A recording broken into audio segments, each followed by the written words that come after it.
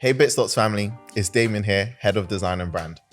Before you watch today's podcast, we're taking you through the top 3 ways to keep your assets as safe as possible when you're trading online. This may seem basic, but make your password super secure and don't use the same one as you use for every other website or social media platform. If you need help organizing your passwords, then consider using a vault like LastPass or 1Password. Get scam savvy. It's a sad fact that the cryptocurrency space has its fair share of corrupt people who will try to do you dirty. Do your research before you send your coins to anyone. Sites like bitcoinandboost.com can help you check if a wallet address belongs to a hacker or a scammer. Take a deep breath and trust gravity. We have 2-factor authentication, cold storage as standard, plus a 7+ year record of 0 breaches of our system thanks to our sophisticated security protocols. What other ways can people stay safe online? Let us know in the comments. Enjoy your podcast and talk to you guys soon. All right, James, 3, 2, 1, and we are live. James, how are you, brother? Welcome to the Bitstocks podcast. It's the first time we've had you on, right? It is, yeah. Pleasure to be here, Michael. Your podcast is becoming a bit of a fixture, I think, in the BSV space. So you've had a kind of career of this in a sense, and it's kind of evolved. And I think you've gotten a lot better as time goes on, and it's nice to see your progression. Consistency is key, bro. Consistency is key. And for me, I just really enjoy having an opportunity just to stay on pulse, just to catch up with people, see what people are up to. And really, to be honest with you, just be a bit of a fan myself and ask questions, right? I just get a deeper understanding as to what other people in the space are up to. This seat allows me to just be a fan and ask questions, which is what I really, really like. So, especially considering everything that's going on in the space right now around tokens, of which you are very central. So, just give me the landscape of James Belding, Tokenized, and what you've been up to since CoinGeek London, before the world went crazy. Is that 2020? You mean? Yeah, the 2020. Yeah, well, maybe I'll go a little further back in time because I don't know if I've shared this story much. But so tokens central to my life the last 3 years for sure. Essentially, like I've been watching Bitcoin for a long time, since 2013.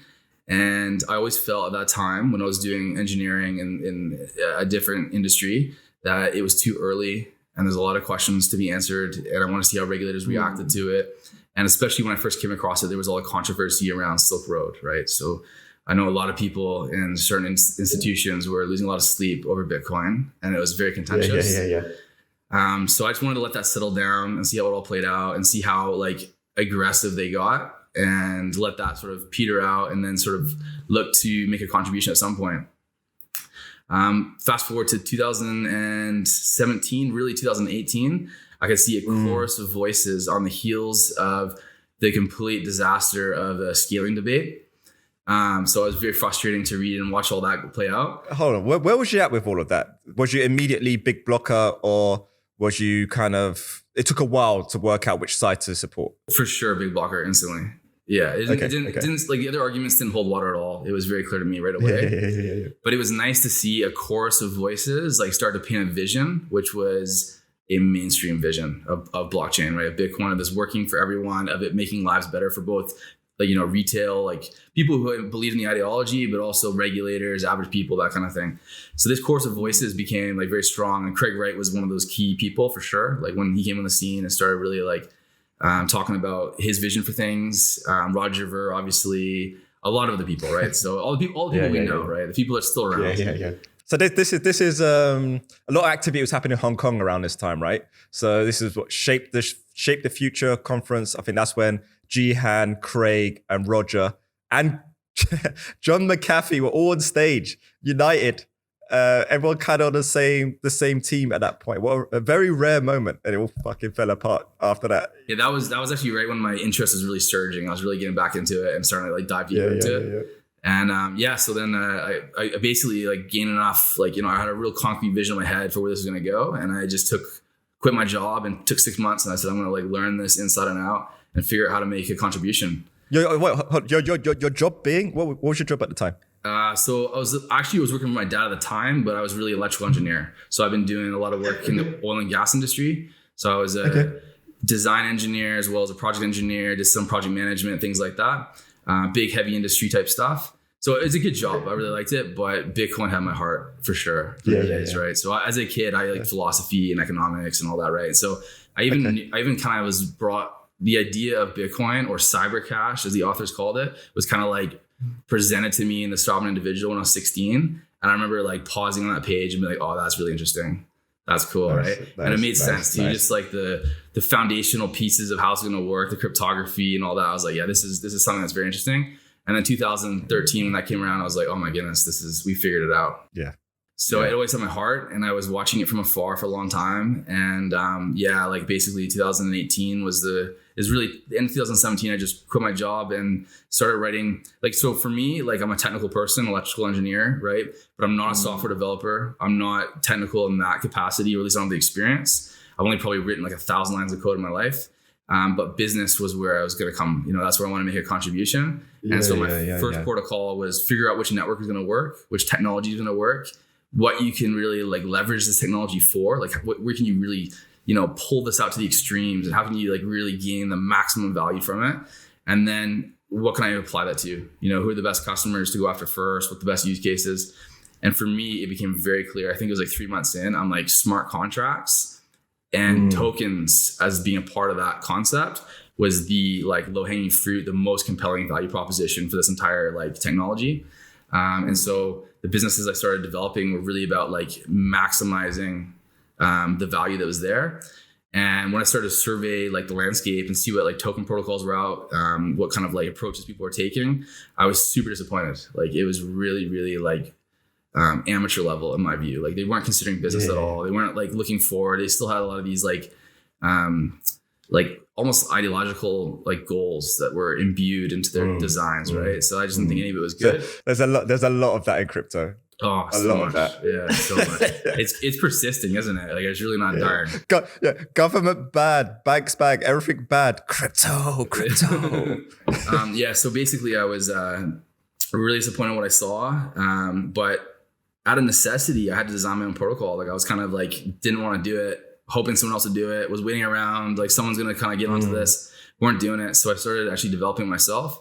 And it was like very much like with my business in mind. I was like, okay, this is what I would want as a businessman. This is what I want to be able to comply with. This is where the value is. And so I started hammering that all out. And so when you say developer, you talk about the schematics and the semantics around what you wanted to do.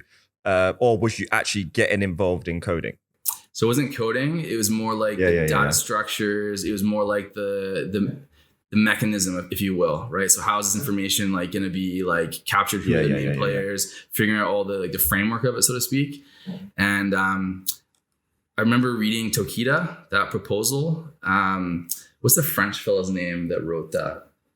I forget his name. He's a really smart individual. Anyways, he wrote that proposal, and that was when I was finished my schema and a lot of the stuff that I'd done. But his request response model that he proposed, which he called like a fire and forget at the time, I was like right away when I read that, I was like, bang, that's it. That's a key mechanism. This is how the method like pulls this whole thing together. Very compelling. And I finished off the design, and basically like just about that time, the CoinGeek Contest had been announced, but I didn't even consider at the time like entering it. That wasn't like on my radar at all. I was just gonna get this thing done for my business. And when that all kind of like sat together, I started building a team. And once I started building a team and like I got some pretty good people like interested, I thought, might as well give it a crack. We'll go for the CoinGeek Contest, see what we do. And basically, we built a proof of concept, like busted that out real quick, sent that in. It was announced the contest winners like 4 months later, I think. And ever since then, we've been building the company. So the visions that I had at the very beginning, like that's been the goal since day one. Like when we say we've been on a mission, it's been very clear for all of us what we're doing. And it's just about like, how do we get there, right? What's the best optimal route? How do we, bring enough people along with us, incentivize them and get the thing done? So fast forward, here we are. We've just finally launched, which is exciting and a long time coming. I know a lot of people have been waiting for that. And so here we are. Cool. I mean, before we get into the what, I want to unpack a little bit of the why. You mentioned Silk Road. From my personal engagements with you, you're one of the most learned people when it comes to compliance, Bitcoin, what it means, society, how it works, how banks will think, how governments will think. Your documentation is second to none. on these subject matters as well. Where does the fire come from? Why that approach? And why did it trigger you so much to take action and find a solution? What was it about Silk Road that pissed you off so much, and what's being done so much that pisses you off so much? Where's that passion coming from? I think it's more just to solve a problem and get something done. Like, I don't have very strong opinions about Silk Road. I don't have strong opinions about drug policy at all. I more like just how do you actually accomplish something? Like, how do you get this goal done? And for me, it was very clear regulators are a major obstacle. You need to get them on board, right? They're not going away. And like, even philosophically, right, what I boil it down to is property rights, right? Like, Bitcoin is at the heart of property rights. How do we, they're not going away. People need to own stuff. Like, that's a major part of our world. And then when you think about that as one of your like axioms, your foundational pieces for thinking, a lot of the other like pieces and problems and areas of focus that need attention became very obvious. You know, so like I hate regulations. I hate like laws. I'm not a lawyer. I spent very little time learning it. Everything I've learned from scratch, but it was super obvious to me that it needed to be tackled head on, and someone needed to do it. And I think there's not that many people in the world that are really technical and like law and will even delve into it, and vice versa is kind of hard. So like someone's just got to bust through that and like. Yeah, be an arc between the two. Yeah, exactly. Essentially. So okay, and what would you say the toughest challenges around that were? I mean, because you're creating a standard to operate in a variety of different jurisdictions. What are the biggest challenges around that in designing what your approach would be? So I think a lot of the mental horsepower was put towards like putting myself in the place of others, right? So like regulators, business people. Yeah. What are they concerned with? You know, what are the challenges what are the goals that they're trying to accomplish? Like, what do they care about? How is our tool going to like make their lives better, or at the very least not make it worse, right? So how are they going to be able to like get into this? And there's a lot of parties at play, right? So like politics, like governments, as well as companies, there's a lot of like people involved, and they all have slightly different like roles and responsibilities and different risks that are presented to them and different interests and things like that. So I really just try to put myself in the place of everyone and think like, how can I like thread the needle and kind of not piss off too many people, and also, you know, get the right people like to be motivated to kind of champion it and work with it. I think that's where a lot of the thinking went. So when you say don't piss off too many people, you mean the status quo as to how polarizing the technology is? Yeah. And not come across as too disruptive? Yeah, I think a lot of people say they like change, but when it gets down to it, they don't really like change, right? Yeah, they don't like it. Change is trouble for some people, right? It always is. So how have you found that then? So you're walking into some regulator's office or jumping on a Zoom call, a conference call, and you've got not just Bitcoin, right? You've got a way of making Bitcoin more functional in more traditional mechanisms of society, right? So your smart contracts, tokenization, traceability, trackability, stablecoin issuance. You're talking about bringing forth technology that allows the protocol to integrate with society better, right? How do you go about having those types of conversations? And have you seen what happens when there's that light bulb moment? Or has there been a light bulb moment via the opposing side when they've realized just how transparent this could potentially be? Or has it always been welcomed with a degree of excitement and enthusiasm? Well, I found that the time that I approach people or talk to them has been important.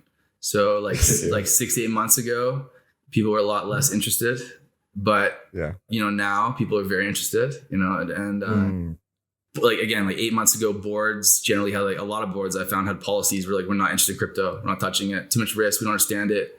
Unclear what the futures with this. But right now the price is up. Everyone's excited. Conversation is going very well.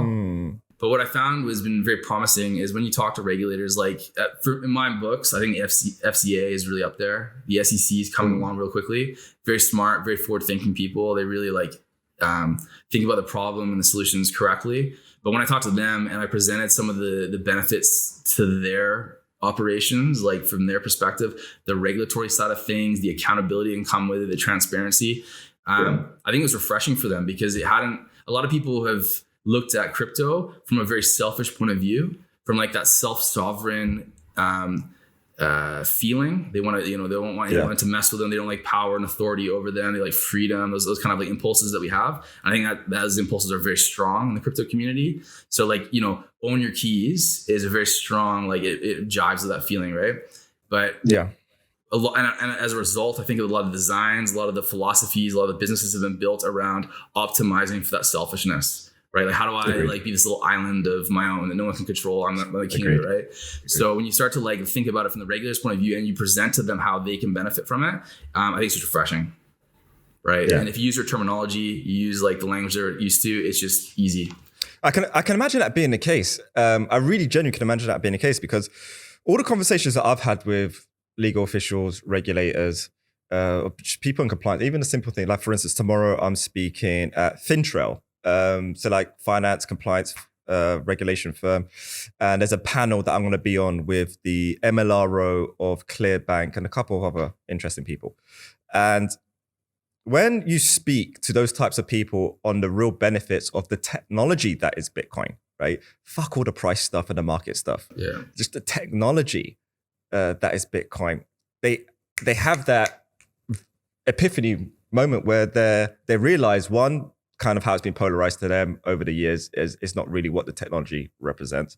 But then when they realize as a tool what the technology can do, naturally they become a lot more excited and they do gravitate towards it. But I think at the conceptual level, it seems to be a lot of excitement. But at the implementation level, which is typically a couple of steps above in the corporate chain, that's where I guess status quo has different agendas and maybe a little bit more difficult to implement. But I even see that aspect weakening and us getting slowly and slowly closer and closer towards doing some real interesting implementations. Because the interest is most certainly there. The conversations are happening. I can't imagine the conversations you must be having and for how long you've been having those conversations as well. Everyone's interested in my view. Yeah. I think like the conversations are going very well. It's still like by the nature of it, it's a big commitment for any organization or government to get involved in, right? Like the technology and all of the nuances is a huge transition, a lot of manpower in it. And there's a lot of risks involved. And I think the main hurdle I see now is really like, how does BSV separate themselves from all of the other technologies or the networks out there that are like claiming a lot of the same things? Right. So if you're not really, really deep into it, and if you haven't got the mind to evaluate the technology properly and make a judgment for yourself, very, very difficult. Right. Because there's like, there's probably 100 networks out there that say they can also scale and they can also do ridiculous speeds and they can also do smart contracts no other one can do. Right. So it's pretty much like buzzwords being fired at you. So it's a very difficult. Yeah. So how do you go about navigating that? What is your argument? So you've got someone who you know clearly is not very tech oriented, but is telling you about Chile's blockchain, Ethereum's, why not Cardano? Why not this? It's a never ending story, right? And if we entertain all of those conversations, we're going to be speaking on plumbing for the rest of our life. We're all going to be plumbers for the rest of our life, right? So how do you kill pill those conversations? So when it's like why BSV and why your solution, how do you kill pill those conversations? What do you say? So there's a few angles of attack. I think it depends often on who it is and where their mind's at, right? So I think it's really, really important to feel someone out and think about where their objections are. So like, for example, proof of work to some people is just like fantasy, or not fantasy, but it's like just out in the clouds. You have no idea. They can't make sense of it. Does proof of work like actually work long term? How does it compare to proof of stake? So like, I think you really need to like take it on who the person is and what their hangups are. But largely, like I haven't really tried to win a lot of those conversations. I've just tried to show a great product, right? Yeah. It's really hard to argue with a great product that works and does things that haven't been done before, right? Because if you really survey a lot of the landscape, and you look at the companies that are building on these other networks, what do they really have to show for it? There's a lot of dead networks out there, in my opinion. Like just no brain trust at all. It's mostly speculative in nature. You go to like Reddit and the social media things. There's not much happening on there. And you look at the functionality or the way their UI is designed. It's not a serious project. They're not all building like they really believe in it, right? But then when you go to BSV, some of the companies that I know believe like their heart and soul is put into that. They fully believe what they're doing, right? And it shows. 100. You can see it. Yeah, 100. And I think our company is like that as well, right? So I think that shows, and the kind of people that are paying attention, they can tell that we're really, really like building something valuable and complete, and we thought it all through. And then the whole BSV thing comes secondary. We can kind of like show what we can do with it, and then we're kind of like, well, the reason why is because of this. And it's a much more powerful argument, I think, when you approach it from that. Oh, 100%.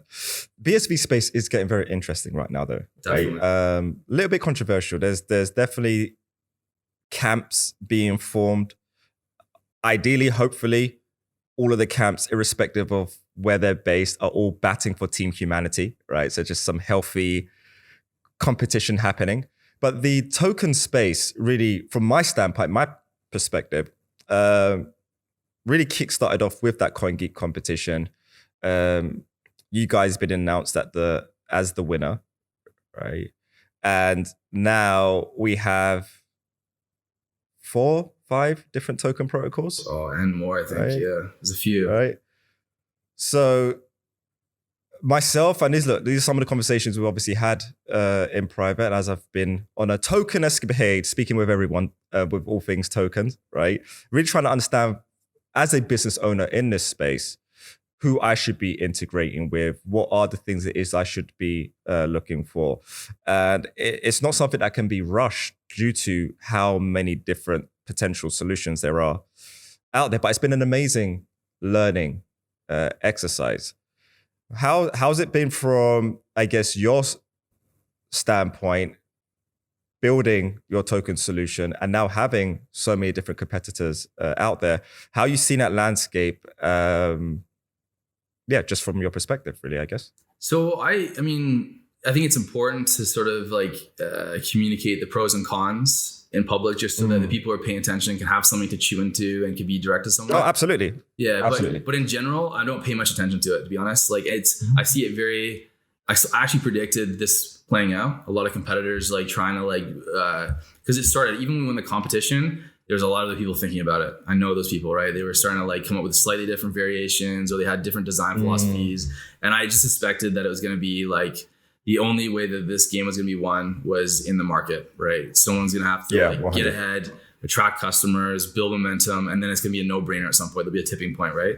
So we've been very focused on just that. We want to win by attracting customers in an organic way. We don't want like any kind of help from anyone other than our own merit. Yeah. But I think the whole token battle that we see now is so similar to the distributed ledger network, the blockchain competition as well, right? Everyone has their own different design philosophies, their perspectives, things that they place importance on over others. And we obviously have as well, right? So the Tokenized protocol is built on principles that are focused on the user experience. So that's like in our documentation, our white paper from the get-go is we want to optimize for the best user experience, the best value proposition for issuers and customers.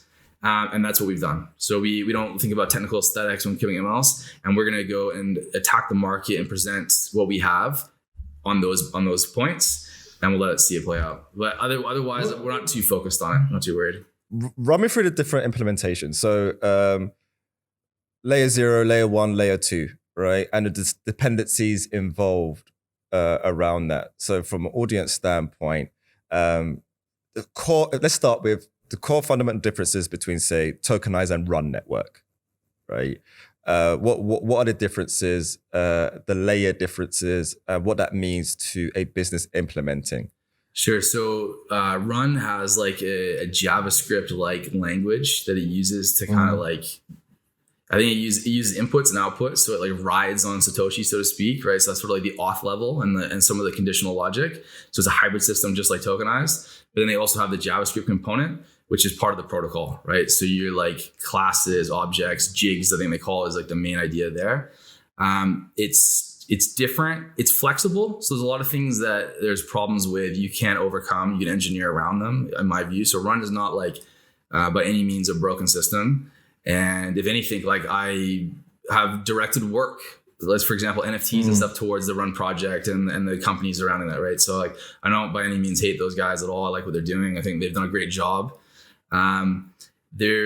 some of the parameters and the things that they focus on, like I think the back to Genesis issue, which there's ways around it, but it's not as compelling as the way the tokenized protocol works. So tokenized protocol has a way of being as SPV friendly as Bitcoin itself, right? That's the heart of its design. One of the key parameters that I made sure to focus on, and that's the request response model.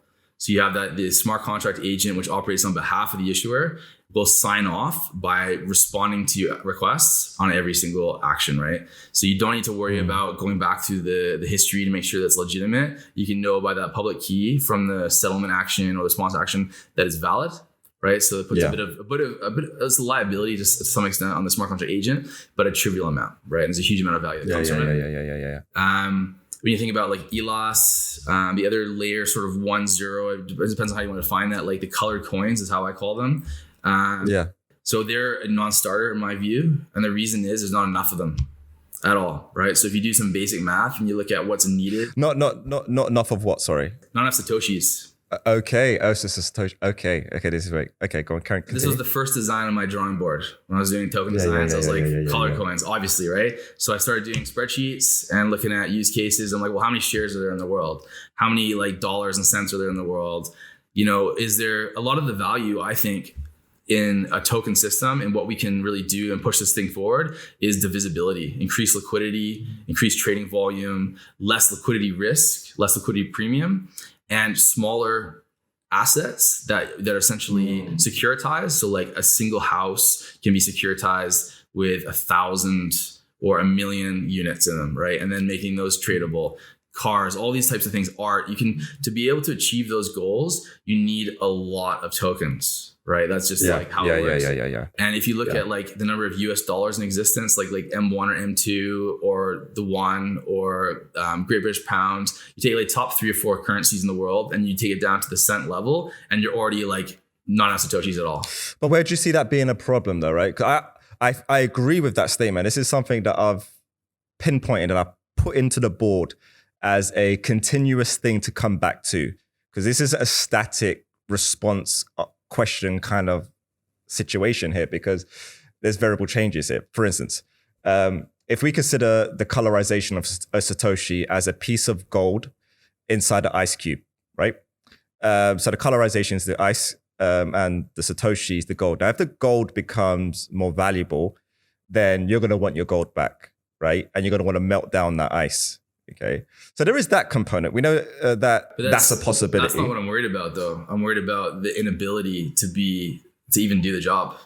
So if the Federal Reserve came into Bitcoin SV and said, we want to put the US dollar as a digital currency on BSV, and we chose a color coin solution, they just laugh at you for one. They'd be like, well, you haven't done the numbers. You can't do it. It's not enough. It's not going to work. But if they decided that they were going to do it and they started implementing it, they'd run out of room. And then you'd have issues with deflation, right? If you're pulling Satoshis out of circulation, right? And significantly so, like we're talking 60, 70% of supply, depending on what parameters we're talking about or the scope. You're talking about like every Satoshi being pulled out of circulation for a company's shares, let's say, or dollars, which may last 20, 30, 40, 50 years before you can melt it, right? So it is unacceptable. It is almost as bad as burning. You know how like the, what was Jihan Wu's, I can't remember the name of his little protocol that he had. It was such a small little fleeting.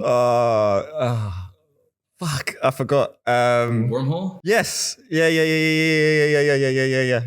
So like just burning coins. You're like, just cringy, right? And I think I see color coins is on the same level. Not quite as bad, but like similar. But do you think these Satoshi Precision is a static thing and that's not changeable in the future? So Craig's been very clear on that. I've looked at it. I spent a few like days at least like evaluating like why that's the case.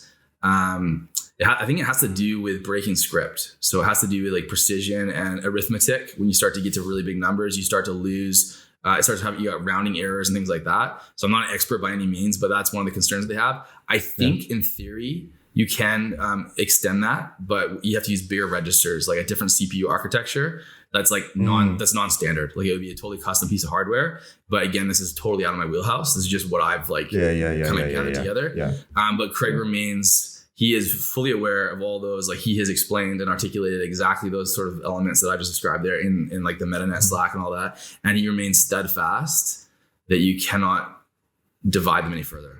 So he's no dummy, right? There's something there that he's kind of like, there's a real key principle there that I haven't quite like caught on to, but I'm going to take it for the next 20 years that we're likely not going to have any changes. That's my view. If it ever comes in the future, so be it. But even so, why would you plan a whole token protocol around a silly idea, in my view, for perhaps 20 years when it just can't go anywhere, right? Like you can't go to a board of serious people and serious technical people and start with, well, if this thing actually works, then we haven't got the right platform, the right approach. We have to change everything.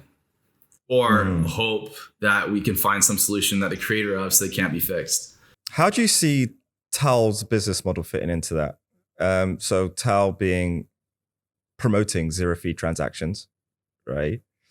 Isn't there a scenario where we can even argue the relevance of a Satoshi in the future with a model like TAAL's? Sure, it's an interesting question. You can really like play with that quite a bit when you've got.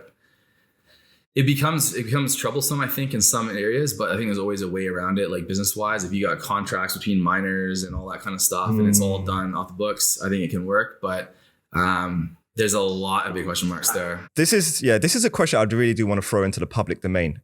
Something I've been observing and monitoring for a while. And I'm not saying, I just want to disclosure out there.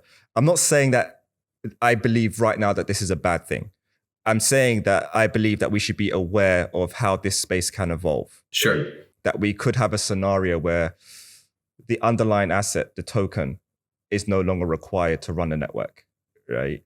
Where the value, the lubrication of incentive is off-chain, right? As opposed to being on-chain. And I think that's interesting. I think TAAL as a business are quite smart to have a hedge, because if I combine, say, some of the conversations I imagine you're having, right, where banks, government, big business at a very high level, right, and you're talking about things like Satoshi Precision and all of these things, and then I think, okay, well, TAAL's going to be the huge data processor to keep the ledger intact, right, and keep updating the ledger. But then TAAL, say, promoting and pushing a zero-fee model, if these conversations converge in such a way later on down the line that governments are like, okay, yeah, great, we want to use this technology, but this token stuff, yeah, gone. Because of a more stable medium of exchange for the planet isn't in the best interest of these guys, but we like the ledger aspect, and one bit at a time, motherfuckers, is pretty much what I can imagine them saying, right? So you're saying instead of, it's not only zero fee, but also zero Satoshi transactions. So no Satoshis are actually being exchanged. Is that what you mean?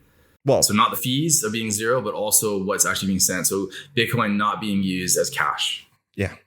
Yeah, I'd have to think about more. I won't comment now because there's a lot to it, but I spent a few hours for sure thinking about sort of those scenarios.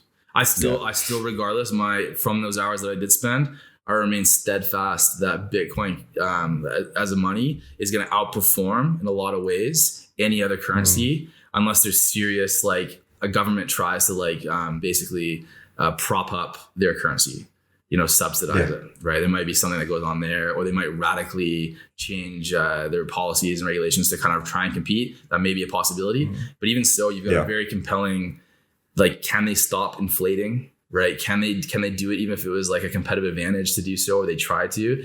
I don't know if they'll be able to compete in that kind of dimension. I think you just got very interesting scenarios that could present themselves in a not too distant future that I think for the most part, we've got different ways to go about handling any challenges that does come our way later on down the line. So I'm really interested in different philosophies and technical approaches to the token solution, because if I go back to, what you're saying with Satoshis and the colorization problem. So with the tokenized solution, what is the distinct difference there? As opposed to going down the STAS model. Yeah, right? So sure, the actual quantity of tokens that represent shares, digital assets, what have you, are not Satoshi. It's contained within the metadata. So within the op-return, right now it's op-return, but just within the metadata payload, not the metadata, but the payload of the transaction. That gives you huge flexibility. You can do basically any number, right? Which makes it very, very flexible. But I want to draw your attention to think about this instead, right? So there's a recent comment on Twitter that I responded to. And it says, like, basically the idea was that if we'd had tokenized, or if we had like a really compelling token solution on BSV, say 2 years ago, that this boom right now they're going through would be a token boom on BSV, right? Now, I don't agree. I don't agree with that in the slightest, right? For many reasons. But why hasn't SLP on Bitcoin Cash, which in the minds of a lot of the crypto sphere is superior to Bitcoin SV, even if it's just in the aesthetics or the ethics that they see. Why hasn't that dominated? Why hasn't companies just thrown money at them and all issued their shares? It's basically like there's not a lot happening on that thing, right? And I'd argue that for your average customer, your average business, tokens by themselves are not very compelling, right? Like think about Gravity, right? You've got your app and what customers see is just US dollars, Bitcoin Cash, Bitcoin SV, whatever, right? It's just the money to them. Behind the scenes is a little consequence to them, right? As long as the fees are low, absolutely, right? Absolutely. So to put digital money, like a stable coin, let's say, or like an actual e-money, like on chain or shares in a digital app, and just say that it's a token and it has these amazing properties, does not translate, in my view, to real tangible value that's compelling to customers. Agree. Tokens are not that magical. Right? Bitcoin itself, like Satoshis, are magical because it enables this beautiful system that we see, right? Like without it, it couldn't happen. So a network token, which is what I like to refer to as like what people call cryptocurrencies or Bitcoin, the native token to the thing, has to be the way it is. And the properties like script, the predicate style, like the locking strips and unlocking strips, incredibly important for the parallelism and the efficiency to get the scale it needs to go to. But when you look at every other token, doesn't matter what it is, shares, NFTs, what have you, they are fundamentally different, right? And what you want out of them is fundamentally different, right? And what customers want out of them is fundamentally different. So you need to think about these things differently. And where I see the value proposition is less so in just making something a token, because I don't think that's going to compel anyone. You're not going to raise money. You're not going to get customers. It's just a novelty.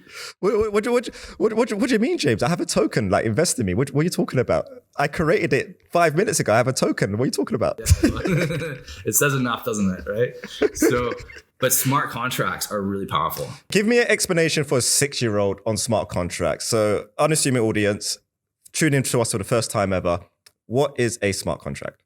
Okay, so let's think about a shareholder agreement, or more like a company founding documents, right? So you have shares. These like in a traditional sense, like maybe old school, you have a paper certificate that says you're a shareholder. That might have been like a bearer certificate at one point where you could just give that to someone else, they're the shareholder. But in reality, it's digitized today for the most part, or it's on like Google Drive or someone's email, right? And that share certificate is only meaningful if the company like secretary and the directors or what have you have like a share register that like corresponds with it, right? And there's a record to say they've issued that or canceled it, what have you. And that share register and the share certificate is really governed, like the meaning of it, the value of it, the rights and duties, by the agreements that define the company, define the shareholder's role in it, the classes of shares, the rights and duties. And those details are extremely consequential. You can have a share in a company that means nothing, right? And you can also have a share in a company that's extremely powerful, that has full control of the company, right? With voting rights and things like that, or special distributions and things like that. So the details of that contract are incredibly important.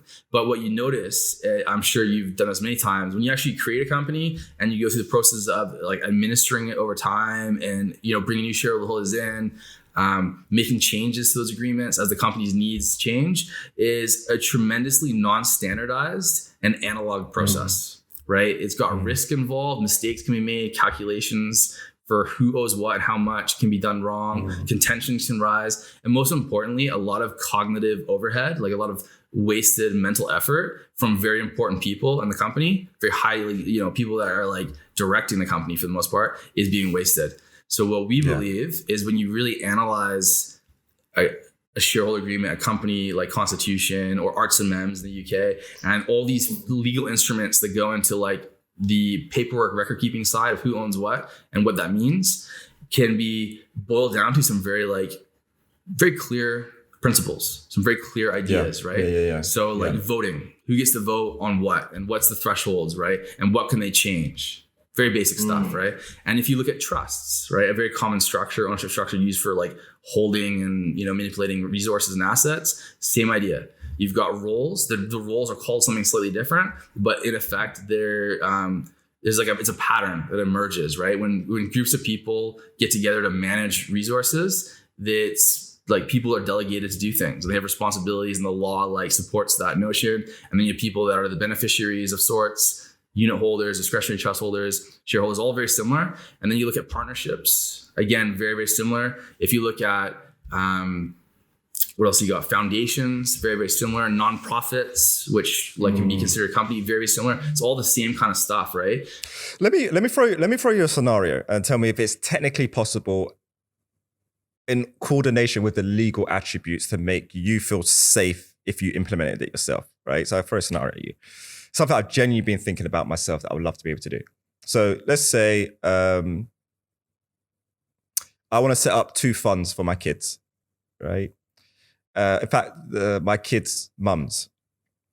Got boy and girl, 2 different mums. Now, if I wanted to put, say, $500,000 each in these respective smart contracts, and with that's $500,000 of Bitcoin, right? So BSV, $500,000 each. And let's say that I want to pay £5,000 per month until the underlying value is depleted, but 5,000 in GBP. So that's going to be paid out in a stable coin, okay? To be paid out to they pay mail address at Gravity, right? So that's like the contract set up, and irrespective of what happens to me, that's what happens, right? That this money is coming out on a monthly basis, let's say the first of the month, and £5,000 GBP was being paid out respectively to my 2 children's mums. Can you do that today? And if not, why? And how do you do that? Can you do it in such a way that you will feel that it's truly legally bound and it's solid, right? How do you do something like that in Bitcoin today? Just to summarize, so make sure I'm on the same page. So you have 2 pots of gold, of money that you've deposited into, right? And the beneficiaries are your daughters or kids. And then you want that to be dispersed in a structured manner so that over time they get £5,000 or whatever it is. Thing. So absolutely. It could be done, right? With script, you could do that. Okay. Yeah, so definitely.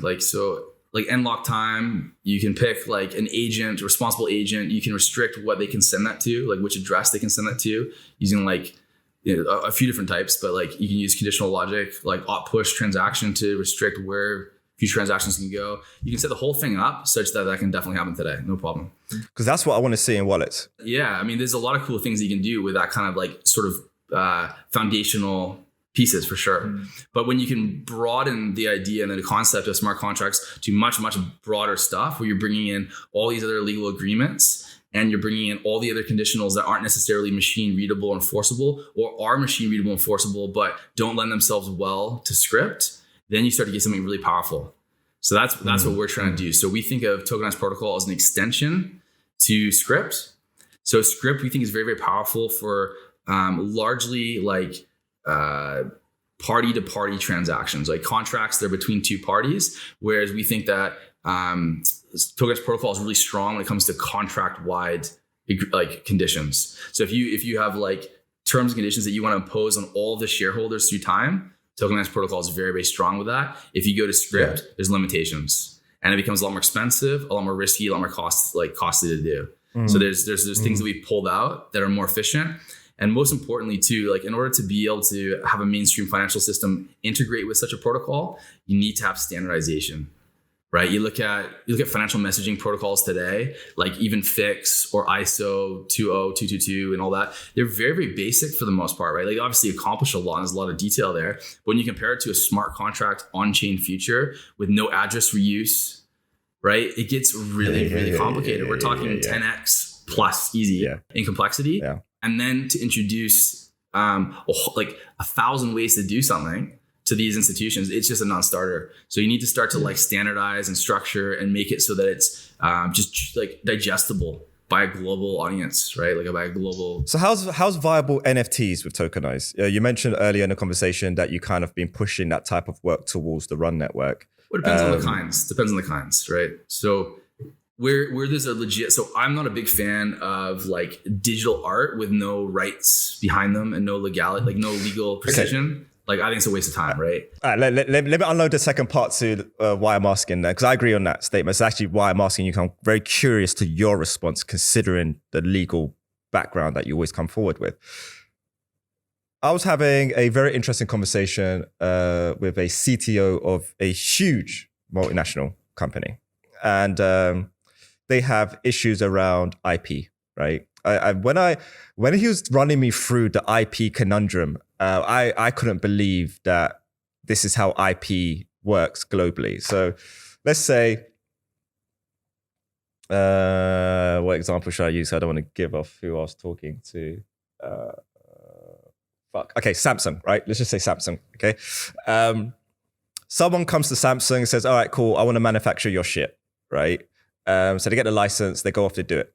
Now, how Samsung knows what was sold is that company gives Samsung an invoice which has all the SKU numbers, etc.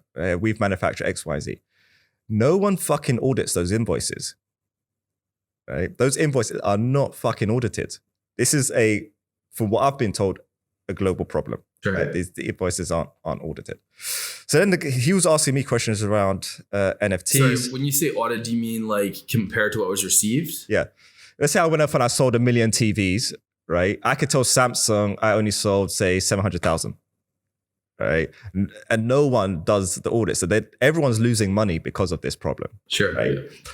So the conversation stemmed around, okay, how does NFTs resolve that as a potential issue, right? Because if we don't have the crazy minting costs that other networks, etc., have, can you bake in, say, IP and IP rights into an NFT? And can you have a scenario where you are creating whitelist and blacklist, and you can do like cease and desist?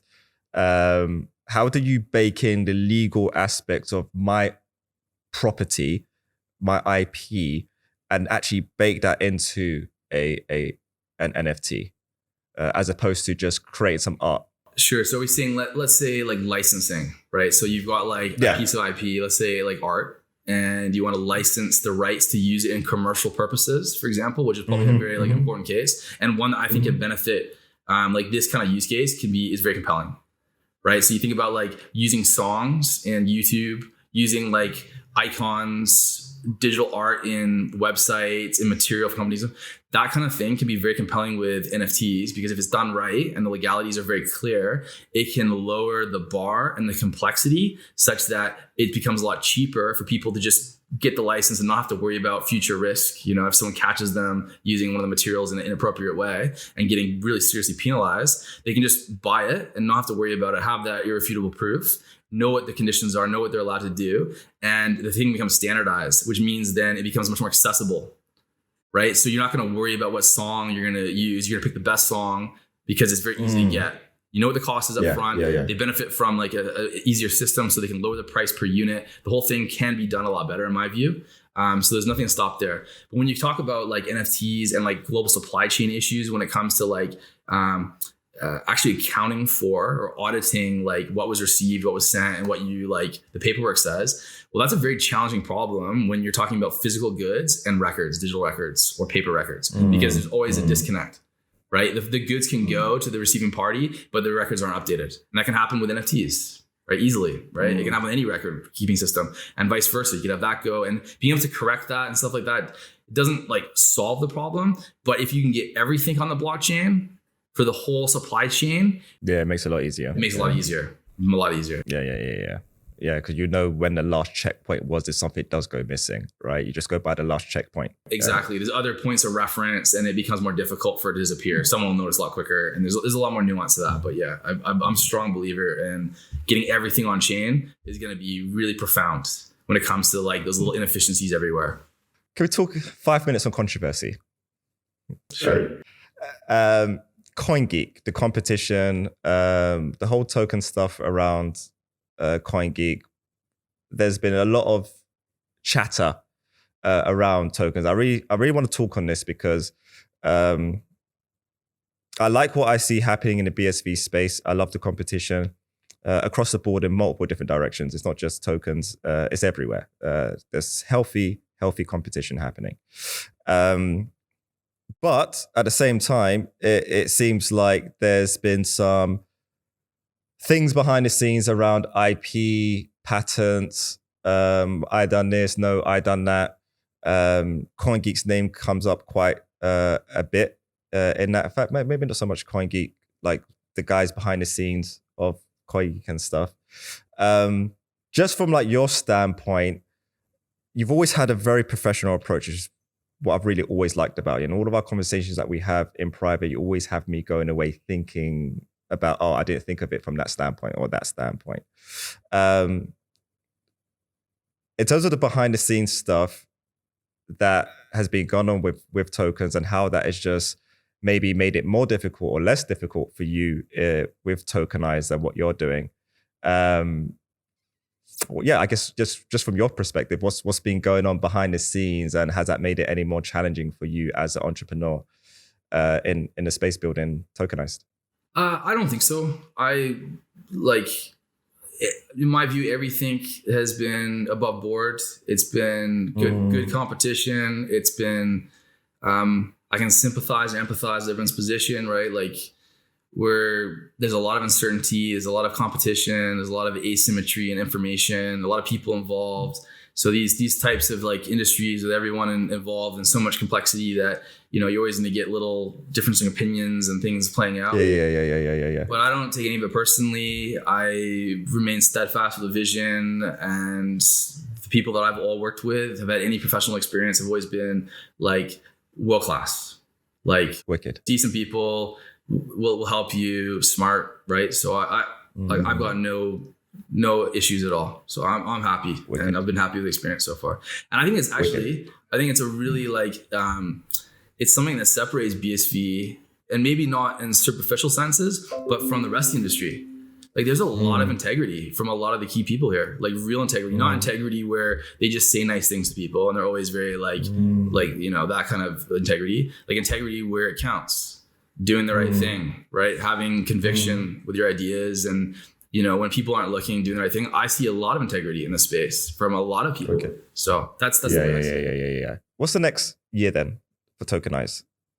What's your next plans? We're releasing a bunch of features. We're hoping to onboard a bunch of customers. We're chomping at the bit to get this thing in people's hands. And just continue to work hard. Like, that's how I see the next year. Any big reveals, CoinGeek? Are you going to be at CoinGeek? I'm not sure yet, actually. But no big reveals yet. But we've got a few planned that the timing may line up. We're just haven't got 100% certainty on that yet. So yeah. Okay, so final question to really kind of round up. What you want to see overall in BSV, not just for Tokenized, but what breaks us out of this glue that we've been. I think tokens, like what you're doing, many other people around tokens, I think this is going to springboard us into mainstream. I have never felt as alive as I have ever done, as I do now when it comes to being a Bitcoin entrepreneur, because I really do feel and have mainstream knocking at my door more so than ever. That, I mean, real, genuine business owners coming to me saying, I've got a business, and how does things like NFTs, tokens apply to my business? And they don't have the technical background. They're not coming with all the baggage of, say, oh, Ethereum this or Cardano that. They're just really curious because they're just normal people. They're coming to a plumber basically and saying, I want to build a house, and when I build my house, I just want to ensure that my plumbing works, and when I flush the toilet, everything works. Right? Seems pretty reasonable. It is reasonable, right? It's super reasonable. So I've just really enjoyed this period. I'm really enjoying this period. But you, sir, as an entrepreneur in this period, are very instrumental, and others like you are very instrumental. So I'm just curious, really, what are you most lit up about over the next 12 months, and how does that affect Tokenized? Well, I'm super excited because the conversation is like you, the conversation has been very good lately for sure. And it's exciting to see industries like hearing about their problems and what they want to go about it from a whole wide variety of places, right? And perspectives. Real financial instruments with some of the smart contract features that we want to bring out, super exciting. Like it's really profound. Like when you compare to what's there now, it's a big step change. Like, so when you go from like a public securities, like tokenizing them, it's a fairly minor improvement, right? They're already digital. They're already like trading quickly. When you go to the private markets and you go to some of these exotic and novel financial instruments that never really were possible before, hadn't been tried before, and the paper-based like approach, going from that to what we can do now and some of the crazy things that come about with micro fees, microtransactions, like distributions where you can send 50,000, 100,000 token holders like 5 cents. And the fees make it extremely compelling, right? Those things have never been possible before, not even close, right? So those kind of things are very, very exciting. And it's blowing people's minds because a lot of people haven't even thought about it because they've been stuck in the idea that blockchain can't scale and that blockchain costs a lot to send money, right? So when you actually hit them with it and then you show them a working like feature, there's kind of like, oh, wow, like this is really pushing the envelope. So that's what we're excited about. We think that's going to roll out in the next sort of 6 to 8 months where we're going to start to have real customers with real like credibility, real financial institutions, roll out real instruments with those features. And it's going to be very interesting to see how like that affects the investment value of these like instruments. So we need it, brother. And from an angle, not many people are thinking about. One thing that this whole NFT boom has really brought forward, and many people started asking me this question now, is the green aspect to the Bitcoin network, which I'll be honest, is not really a conversation I really like to try to take up and counter argue, because for the most part right now, I get a bloody nose every time because I have to sympathize with the fact that this network's not processing fucking anything and yet it's consuming more power than Austria, right? Yeah, okay. So with economies of scale and having all this stuff happen, and then I can have a real response to that question, right? Because then it becomes the most efficient utilization of energy on the planet. But we do need the density going on the chain and happening and rocking and rolling, all these businesses interacting and dancing on the chain in order to really nullify that conversation, because cancel culture is a bitch, right? And I see them making moves, man. I see them making moves for us, and cancel culture is a bitch. Yeah, it's a hard argument to win too, because some of the like when you play out the logic of how this system, like a proof of work system, like not only the scaling part because is really, really important, but also if you think about like the system at stability, right? Stable state, then the electricity that's consumed in a proof of work system is going to be a small portion of the revenue, right? So like you can really like it will like, I mean, like any capital or any like operational cost expenditure, it's going to minimize until a stable state where there's like a significant degree of capital equipment that supports it, the hashing miners and all that. But the resulting electricity is going to really start to tend towards a very stable and minuscule amount. So there's that component as well. But yeah, I agree. Like it's a hard argument to win because people like concrete facts right now. You know, like it's just Mate, they go straight Greta Thunberg on you. Yeah. So there's just no point trying to win the argument right now. Right. Well, that's pretty much heading towards the end of the podcast. Any last comments you want to sound out on, James? What are you most excited about? This period, honestly, brother, this period. I've been watching you and your story since the beginning, and just waiting to get to where we are today. And now we have multiple different implementations to rock and roll with, which now I find very exciting to see how companies are going to respond to this, what's going to be implemented.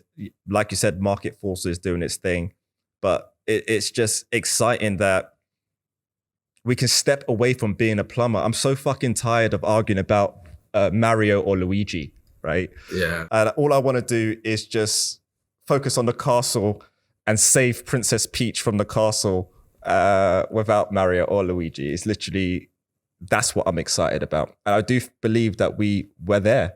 We're very close to being there.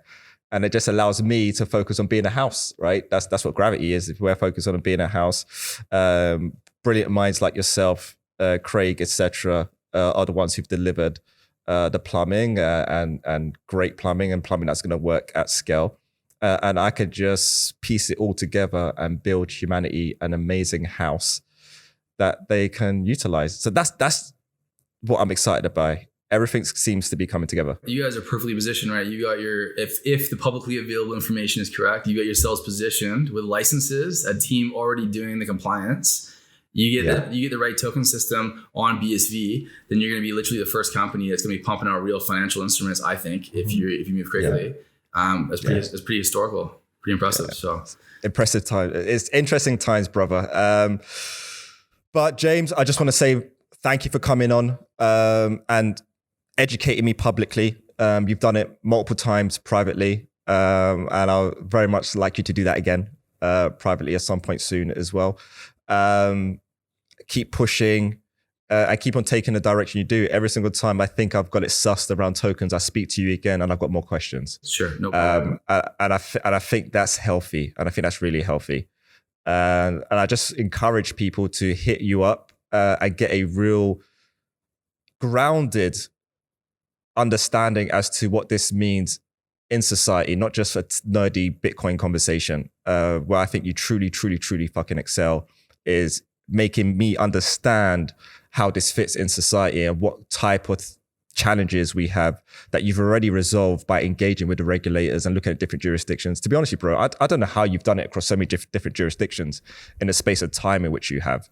So you're a great resource, and people, please tap into James. He knows his shit, as you can tell. Well, I appreciate the kind words, and like a lot of those fire right back at you, mate. Like, it really, you're definitely a key person in this industry, and the energy that you put out is a rare thing in this whole space, right? It's positive, warm, competent, integrity, all great things. Thank you, brother. If anyone's interested in tokens, like, I know, just reach out. We're ready. Like, we're literally open for business. We can start, like, we can get a Telegram or Slack group going. And what we have in terms of features on our API is expansive.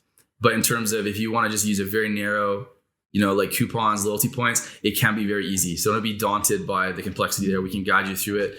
Yeah, the UI is sexy. The UI is very, very sexy. It makes it real fucking simple. The UI is really, really sexy. Appreciate it. Wicked. Thank you for having me on, mate. I really appreciate it. Always, brother. Until the next time. And in traditional true fashion, got to sign out. Peace, love, and light. All the best, everyone. See you, mate. Take care. Hello, beautiful people. I hope you enjoyed that episode with James Belding. And as always, please like, comment, share, and make sure you hit that bell icon. And if you want to find out more about other protocols on BSV, then I had this conversation with Josh Hensley speaking about the Run network and the Run protocol. And then I had the podcast with Robin speaking about the Stas protocol. It is a token party on BSV. I definitely recommend you checking out these two vids. All the best.